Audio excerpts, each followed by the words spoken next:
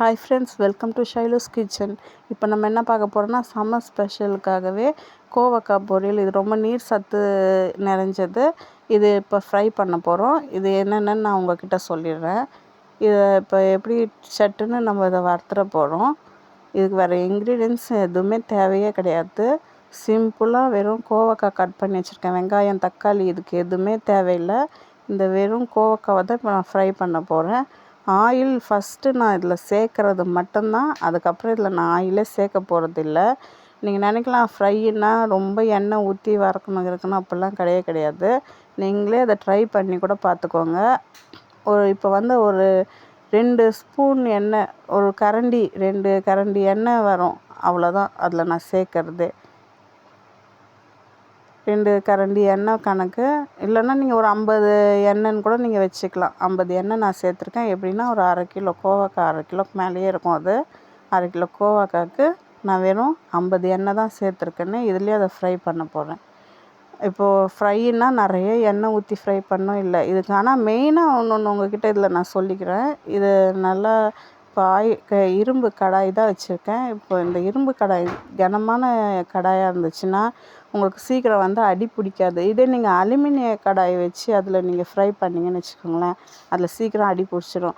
Main fry பண்ணுற விஷயத்துக்கெலாம் நம்மளுக்கு இத்தாலியம் கடாய், இந்த மாதிரி இரும்பு கடாய் இதுதான் மெயினாக பண்ணுறதுல தான் நம்மளுக்கு சீக்கிரம் அந்த ஃப்ரை கிடைக்கிறது. வேறு ஒன்றுமே கிடையாது. சிம்பிள். இது நிறைய பேருக்கு தெரியாது. நான் பண்ணுறேன், ஃப்ரை ஆகலை, அடி பிடிச்சிச்சு, கலர்றது எவ்வளோ நேரம் அப்படின்லாம் கஷ்டப்படுவாங்க. அப்படிலாம் பண்ண தேவையில்லைன்றது தான் சிம்பிளாக இதில் நான் செய்து காட்ட போகிறேனே. பார்த்துக்கோங்க. நல்லா கோவக்காவை ரவுண்டாக கட்டியிருக்கேன். நம்ம நீளமாகவும் கட் பண்ணி ஃப்ரை பண்ணி அதில் வேர்க்கடலை போட்டும் செய்யலாம். அது மாதிரிலாம் செய்தால் நம்ம குட்டீஸ்க்கு பிடிக்காது. ஆனால் நம்ம சாப்பிட்லாம். பெரியவங்களுக்கு வெங்காயம் தக்காளி போட்டு தொக்கு மாதிரியும் செய்து சாப்பிட்லாம். இன்னும் அது நல்லது தான். ஆனால் இதுலேயே புளிப்பு, அந்த டேஸ்ட்டு நிறைய இருக்கும். இதுக்கு வெங்காயம் தக்காளிலாம் போடுறதெல்லாம் விட இது ரொம்ப சிம்பிளாக இருக்கும். செய்யறதுக்கும் டேஸ்ட் நல்லாயிருக்கும். மெயினாக அதை பார்த்துக்கோங்க. அதில் வேறு எந்த இன்க்ரீடியன்ட், வெங்காயம் தக்காளிலாம் நான் எதுவுமே சேர்க்கலை. இதில் வெறும் நம்ம அந்த மிளகாத்தூள் மட்டும்தான் சேர்க்க போகிறோம். இது நல்லா இப்போது அந்த ஆயிலே நல்லா வதக்க போகிறோம். வதங்கி இது கலர் சேஞ்ச் ஆகினதுக்கப்புறமா நம்ம இதில் மஞ்சத்தூள், மிளகாத்தூள்லாம் ஆட் பண்ண போகிறோம். பார்த்துக்கோங்க. அது நான் ஒன்று ஒன்றா சொல்கிறேன். இப்போ இனி வர்ற வீடியோஸ் ஃபுல்லாகவே உங்களுக்கு சம்மருக்கு ஃப்ரை மாதிரியே தான் இருக்கும். எல்லாம் நினைப்பாங்க, ஐயோ வெயிலுக்கு ஆஹா எண்ணெயில் வறுத்த பொருள் சாப்பிடக்கூடாது அது இதுன்னு சொல்லுவாங்க. ஆனால் பசங்களுக்கு, குழந்தைங்கக்கிட்ட இந்த காயெல்லாம் அப்படியே அவாய்ட் பண்ணிவிடுவாங்க. ஆனால் வெயிலுக்கெல்லாம் கண்டிப்பாக குழந்தைங்களுக்கு இந்த காயெல்லாம் நம்ம சேர்த்துக்கிறது நல்லது.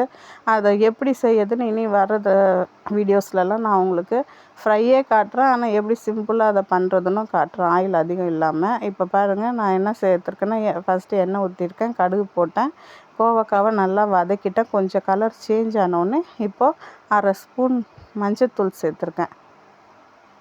மஞ்சத்தூள் சேர்த்துட்டு இப்போ கூட அதுக்கு தேவையான அளவு உப்பு 1 ஸ்பூன் நான் சேர்க்குறேன். உங்களுக்கு எவ்வளோ தேவையோ அதுக்கேற்ற மாதிரி சேர்த்துக்கோங்க. இப்போ நான் 2 ஸ்பூன் இதுக்குன்னு சொல்லுவேன். நீங்கள் 1/4 கிலோ வச்சுட்டு கோவக்காவை 1/4 கிலோ அளவுக்கு 2 ஸ்பூன் சேர்க்க முடியாது.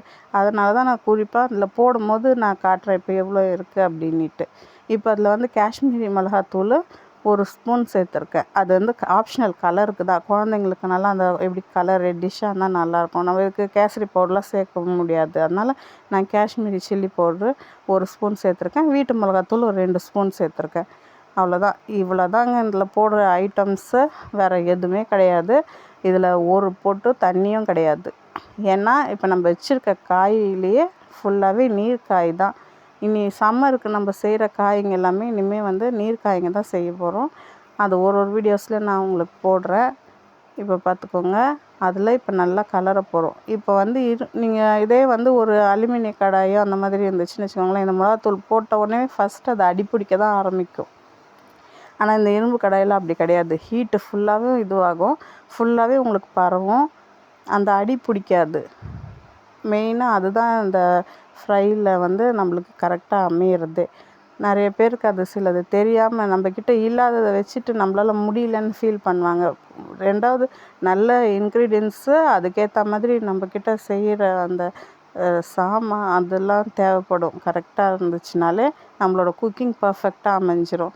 இவ்வளோ தான் ஃப்ரெண்ட்ஸ். இது வந்து ஒரு சிம்பிளாக ஒரு பேச்சுலர் செய்யலாம். இப்போ மேரேஜ் ஆனவங்க, இல்லை ஸ்டூடெண்ட்ஸு, ஹாஸ்டலில் தங்கி படிக்கிற பசங்க, ஏன் நம்ம வீட்டு குழந்தைங்களே கூட இதெல்லாம் ட்ரை பண்ணலாம். அவங்களுக்குலாம் இது ஃபேவரெட்டு. இது மெயினாக வந்து தயிர் சாதத்துக்கு, சாம்பாருக்கு இதெல்லாம் வச்சு சாப்பிட்டோன்னா அவ்வளோ டேஸ்டியாக இருக்கும். வேறு எந்த ஒருமே இல்லை.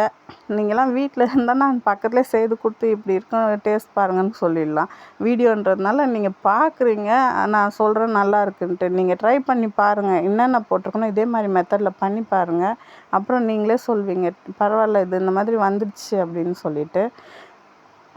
அவ்வளோதான் ஃப்ரெண்ட்ஸ். இப்போ இது கொஞ்சம் கொஞ்சமாக கலர் மாறும். நம்ம அடியிலேருந்து நல்லா கலரி விடணும். கலர கீழே வந்து அப்படியே கொஞ்சம் அப்படியே கலரிஷ் ப்ரௌனாக மாற ஆரம்பிக்கும். அப்படியே மாற்றி மாற்றி கலரி ஒரு 10 நிமிஷம் விட்டு நம்ம கலர்றது தான். இதுக்கு ரொம்ப நேரம் அதிகமாக போட்டு தேய்ச்சி கீச்செல்லாம் தேய்க்கவே தேவையில்லை. சும்மா அப்படியே கலரி விட்டோம்னாலே அது கொஞ்சம் கொஞ்சமாக நம்ம கலர் மாறுறது பார்த்துக்கலாம். இதில் வந்து நான் ஃபஸ்ட்டு ஊற்றின ஆயில் தான், வேறு ஆயில்னு அதில் எதுவுமே சேர்க்கல. அது உங்களுக்கு அந்த காயில் அந்த நீர்லேயே அது இதுவாகி அதுலேருந்து ஆயில் கொஞ்சம் கொஞ்சமாக நம்ம ஊற்றின ஆயிலே லைட்டாக வெளியில் வரும் பாருங்கள். வர்ற டைமுக்கு ஓரளவுக்கு ஓகே ஆகிடுச்சு அப்படின்ட்டு. இதில் வந்து எப்படின்னா ரோஸ்ட் ஆகிட்ருக்கும் நல்லா ரஃபாக. இதை வச்சு சாப்பிடும்போது கொஞ்சம் கிறிஸ்பியாகவும் இருக்கும், அதே மாதிரி கொஞ்சம் க்ரன்ச்சியாகவும் இருக்கும். நல்லா டேஸ்ட்டாக இருக்கும் சாப்பிட்றதுக்கு. சாம்பாருக்குலாம் அல்டிமேட்டு. தயிர் சாதத்துக்கு இன்னும் கேட்க தேவையில்லை. ரசமும் இன்னும் செம. இதுக்கு வந்து ஆப்ஷனல் இது அதுன்னெலாம் இல்லை, எல்லாத்துக்குமே டேஸ்டியாக இருக்கும் ஃப்ரெண்ட்ஸ். கோவக்காய்லாம் குழந்தைங்கலாம் கொடுத்தேன்னா ஐயோ கோவக்காய்னா தெரிச்சு விடுவாங்க. சுகர் பேஷண்ட்டுக்கெல்லாம் இது ரொம்ப மெயின் யூஸ் ஆகும். நம்ம டயட் கண்ட்ரோல் பண்ணுறவங்களுக்குலாம் ரொம்ப யூஸ். பாருங்கள், டக்குன்னு ரெடி ஆகிடுச்சு. அவ்வளோதான். ரொம்ப நேரம் அங்கே நின்று போட்டு கிளறிட்டுலாம் இல்லை. அந்த 10 நிமிஷம், குறைஞ்சது 10 நிமிஷம். இனி நான் உங்களுக்கு அடுத்ததும் உங்களுக்கு சம்மர் ரெசிபி தான் போடுறேன். நீர்க்காயாகவே தான் போடுறேன், பார்த்துக்கோங்க. நம்ம ஷைலூஸ் கிச்சனில் சப்ஸ்கிரைப் பண்ணாதவங்க பண்ணிக்கோங்க. அப்புறம் லைக் அண்ட் ஷேர் பண்ணிக்கோங்க. அவ்வளோதான் ஃப்ரெண்ட்ஸ். இப்போ லாஸ்ட்டாக நான் கருவேப்பிலை சேர்த்துருக்கேன். ஒன்றுமே இல்லை, எண்ணெய் ஊற்றிருக்கேன், கடுகு போட்டிருக்கேன், கொஞ்சோண்டு மஞ்சத்தூள், தேவையான அளவு உப்பு, காஷ்மீரி சில்லி பவுடர் சேர்த்துருக்கேன். நம்ம வீட்டு மிளகாத்தூள் 1 ஸ்பூன் 2 ஸ்பூன் வீட்டு மிளகாத்தூள், காஷ்மீரி சில்லி பவுடர் 1 ஸ்பூன் தான் சேர்த்துருக்கேன். அவ்வளோதான். இதை அந்த ஆயிலே போட்டு ட்ரையாக வறுத்து எடுத்தாச்சு. சட்டுன்னு முடிஞ்சிடுச்சு. இது நம்ம குட்டீஸ்க்கெல்லாம் ஃபேவரட்டாக இருக்கும். காய் பிடிக்காத குழந்தைங்க கூட இதை விரும்பி சாப்பிடுவாங்க. சும்மா வெங்காயம் தக்காளிலாம் எடுத்து பார்க்கும் போது அலறி அடிச்சுட்டு ஓடிடுங்க. இந்த மாதிரிலாம் பண்ணி கொடுத்தீங்கன்னா ஈஸியாக சாப்பிட்ருவாங்க. ட்ரை பண்ணி பாருங்கள், உங்களுடைய குழந்தைங்களுக்கும் கொடுங்க. Okay, bye friends. நம்ம சேனலுக்கு லைக் பண்ணிடுங்க, ஷேர் பண்ணிடுங்க, கமெண்ட் பண்ணுங்கள். பாய்.